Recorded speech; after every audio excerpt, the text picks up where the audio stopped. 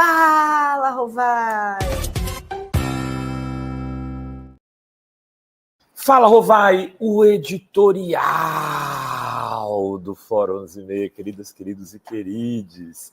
Eis que estou aqui para fazer uma análise da pesquisa Datafolha. Veja, a gente não se viu nos últimos dias, né? Quinta e sexta, nós estávamos lá em Porto Alegre para receber o prêmio IBEST, graças a você da comunidade Fora. Olha aqui que bonitão. O maior prêmio de jornalismo, Revista Fórum, canal de política. Top 3 é nós, ganhamos, gente. Esse troféuzinho aqui vamos guardar com muito carinho. Estamos ainda vendendo os bonés da Fórum. Aí eu até coloquei vou colocar um link aqui para vocês. Quem quiser comprar, ele vai chegar, terminar a entrega aqui daqui a uma semana, mais ou menos. Então, aí a gente vai começar a despachar para todo mundo. Quem comprou, fique tranquilo. Daqui a pouco chegam os bonés. Quem não comprou, o link está aqui, lojaforum.com.br. Bem, a pesquisa Datafolha é um balde de água fria. Eu quero acreditar que ela está fora da curva. O que a pesquisa mostra uma diferença aproximadamente de 10% de aprovação e reprovação em relação a outras pesquisas igualmente sérias. Eu não estou dizendo que o Datafolha não é uma pesquisa séria, mas estou dizendo que a Atlas Intel, o IPEC, a pesquisa feita pela Globo, são pesquisas que têm credibilidade também. Né? A Quaest, né, que foi feita pela Globo, tem credibilidade e mostram números diferentes do Datafolha. O Datafolha, que teve um número de entrevistados pela metade da entrevista da Quaest. Ah, mas Rovai, foram em dias diferentes, pode ter caído. Verdade. Pode ser que a curva seja absolutamente descendente e a coisa esteja num movimento de abertura de boca de jacaré, como mostrou o Datafolha. Só 24% considerando o governo Lula ótimo e bom. Enfim, vamos partir do pressuposto que a pesquisa está certa, apesar de todo esse preâmbulo feito por este amigo de vocês aqui. Eu quero esperar outras pesquisas, mas vamos analisar a partir do Datafolha. A situação de Lula é desconfortável. De fato, criou-se um clima de que as coisas não estão boas no Brasil e esse clima ultrapassou a fronteira geográfica do lulismo. Entrou, por exemplo, na base do Lula no Nordeste. Eu venho comentando aqui que no Nordeste tem o problema da carestia, do preço no supermercado, mas tem outro que precisa ser levado em consideração, que é o aumento da insegurança pública. A violência aumentou demais, as facções foram para o norte e nordeste do país, elas estão operando brigas terríveis, assaltos absurdos. Vejam o que aconteceu no jogo Santa Cruz e Sport, as brigas de torcida. Aquilo é coisa de gangue, de facção. E eles estão se vendo, o nordestino está falando, isso é culpa de quem? Do governo Lula. Mas se não for culpa do governo Lula, é do governador. Quem é o governador?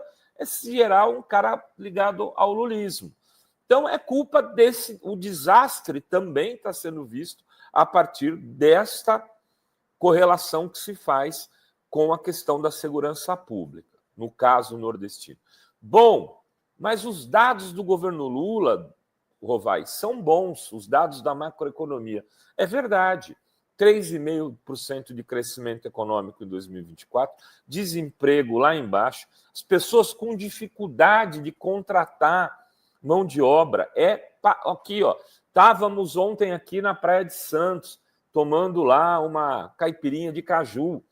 Eu, Marcos Raia, Simone Raia, as pessoas da família Raia, lá o Sérgio, enfim, conversando e com o menino da barraquinha, ele dizendo, Nós só estamos em 3 hoje, a praia lotada, não temos como dar conta do serviço, então vocês vão ter que ter paciência. Aí, mas por que não contrata mais gente? Porque não acha. E aí até conversávamos ali, eu, Paulo Melo, dizendo assim, também é preciso ver o quanto estão pagando, mas ao mesmo tempo o empreendedor, que é um empreendedor, esse nosso pequeno empreendedor brasileiro, muitas vezes ele está espremido entre o preço que ele pode cobrar e o quanto ele pode pagar para ele poder ter uma rentabilidade e ter lucro no final do dia. Não pense, esse pequeno empreendedor, o dono da barraquinha de pastel, da barraquinha de caipirinha, o cara que vende o picolé, ele também está espremido entre o custo da mão de obra e o custo do produto, para poder tirar alguma coisa dali, e por isso acaba ficando puto com o governo. Aí a população fica puta porque o preço está caro. Então tem alguma coisa aí que precisa de uma operação também na macroeconomia para acompanhar, para tentar entender como resolver essa insatisfação popular. O Lula está ameaçado na reeleição? Eu diria que sim. Não dá para dizer hoje, tendo juízo, de que o Lula está reeleito em qualquer cenário. Não está. O Lula teria dificuldades hoje, por exemplo, no segundo turno com o Tarcísio, que viria com o apoio de todo mundo e é só o PT, o PSB, o PCdoB que iam apoiar o Lula. O PSD, o ex-DEM, né, a União Brasil, o MDB, essa turma toda, boa parte caminharia para o Tarcísio. Seria fácil? Seria muito difícil. O Bolsonaro, se sair candidato, o Bolsonaro tem um espaço de articulação política hoje, por incrível que pareça, maior do que em 2018. As pessoas queriam se livrar dele em 2022, queriam se livrar dele naquele momento. Agora não querem mais. Rovai, então seu discurso está extremamente pessimista. Você está nos dizendo que, tomamos bomba. Não estou dizendo. Um governo é um rinoceronte. Um governo é um elefante. Ele demora, às vezes, para se mover. Mas quando ele se move, a força dele é brutal. E ele pode derrotar, inclusive, um leão. Vocês veem esses videozinhos que tem na internet de rinoceronte jogando leão para cima? Pois bem, é mais ou menos isso. A força desse governo, na hora que ele consegue se mexer e consegue fazer um movimento de resistência, de ataque e de ir para cima das coisas, pode dar resultado. E nós estamos no meio do governo, não estamos no final do governo, numa coisa que teria pouco tempo para fazer as alterações devidas. O Tony Garcia teve hoje aqui no Fórum 11h30, entre as alterações pedidas pelo Tony está a volta Zé Dirceu. O Cacais, que vai estar amanhã no Fórum 11h30, fez uma carta, uma mensagem que ele mandou para os grupos de WhatsApp, circular, a mídia vieram à tona, e ele confirmou que escreveu, mas que ele acha que ele não está saindo do governo, saindo do apoio ao governo, muito pelo contrário, ele quer que mudem-se algumas coisas, onde ele elogiava o Zé Dirceu no governo Lula, dizendo, talvez sinalizando uma coisa um pouco parecida com o discurso aqui do Tony Garcia, feito aqui no Fórum 11h30 de hoje, que o governo já está precisando assim de alguém como o Zé. Eu duvido muito que o Zé volte para o governo, porque trair a carga da quadrilha petista, do mensalão, e o Lula tenta se defender um pouco disso, e imaginaria que seria um ato de fraqueza dele chamar o Zé agora para o governo. Daria digamos, um atestado de falta de competência para seguir e conseguir dar a volta por cima. Mas ele pode fazer uma reforma ministerial. Eu acho que o Lula tem que se tocar que ele precisa fazer uma reforma ministerial. E também fazer uma reforma pessoal. A carta do Cacai fala que o Lula precisa voltar a ser aquele cara que abraça, que fala, que recebe deputado. E deixa no ar que a Janja impediria um pouco esse tipo de coisa. Hoje, enquanto a gente fazia o Fórum e-mail, a Globo News estava lá falando exatamente disso, né? Tem muita gente questionando a postura da Janja.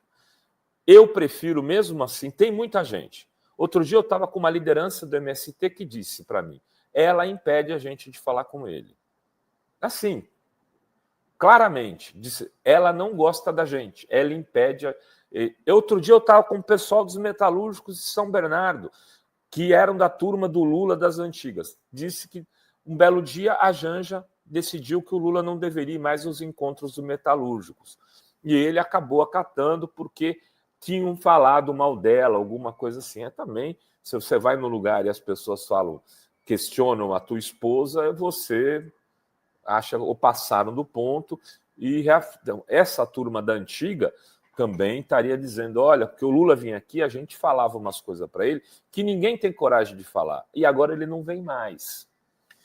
O Lula precisa pensar o seguinte, se é a hora também de fazer dar uma repaginada na sua postura pessoal e se ele vai começar a encontrar aqueles que lutaram com ele.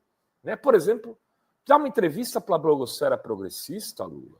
Nós estávamos contigo nos 580 dias da prisão, antes daquilo, e não fomos atendidos até agora. Não teve uma entrevista. Será que não é o caso de você falar, não com o Rovai, não com o Adri de Lorenzo, mas com aqueles que nos acompanham todos os dias e que tiveram contigo nesses 580 dias? Será que não der um pouco olhar para a base social que você está perdendo? Porque Lula, se tiver a base social dele, ele ganha eleição em 2026. Se ele mantiver o que ele teve de votos em 2022, está reeleito. Ele precisa fazer um grande esforço. Ele precisa cuidar do que ele tem, do que ele teve, e tentar trabalhar no sentido de, se possível, ampliar isso um pouquinho. Porque também não pense que vai ampliar muito, que vai ser um 7-1, que o Lula vai se reeleger com 200 milhões de votos. Né? Não tem isso. Vai ser tudo ali na margem de erro, como foi, por exemplo, deve ser a eleição do Equador, como foi no primeiro turno, como está sendo em vários outros lugares, todas eleições justas e disputadas. Mas é preciso fazer essa reforma pessoal da qual eu já falei e essa reforma ministerial. E aí, Lula, não adianta chamar bagrinho, tem que chamar os tubarão. Tem que chamar, por exemplo, a Gleisi para esse ministério. A Gleisi tem que estar lá. Ela é a grande líder do PT, foi nesses últimos anos. Então, traz a Gleisi e bota num cargo importante do governo para poder reconstruir a base social que você tinha. Né? Vai chamar o Kassab lá para participar? Não vai, não topa. Mas o Pacheco topa e é de Minas. Então, você precisa do Pacheco no governo para rachar o PSD, para dar força. O Otto Alencar do PSD, lá da Bahia, para dar força àquele grupo que pode te apoiar na eleição. Chame os titulares, Lula. Monte, tire. Tem um ministrinho, uma ministrinha lá que não tem voto nenhum, que não conhece nenhum deputado, que não vai no Congresso, que não fala nas mídias que influenciam a base lulista. Limpa a área. Pega a gente que tem voto, pega a gente que fale com o povo, que fale, que oriente a base, que esteja nos debates públicos. Isso precisa ser feito urgentemente, se possível, antes do Carnaval. É um momento de reflexão e reorientação, de reposicionamento. Não está nada perdido, não tem muito tempo pela frente. Franklin Martins que me dizia isso quando ministro de Lula. Um governo, quando se mexe, as coisas mudam. É isso que a gente tem que fazer, Lulinha, meu caro, se mexer. Era o que tínhamos para hoje nesse Fala Rovai. Beijos e beijos a todas, todos e todos.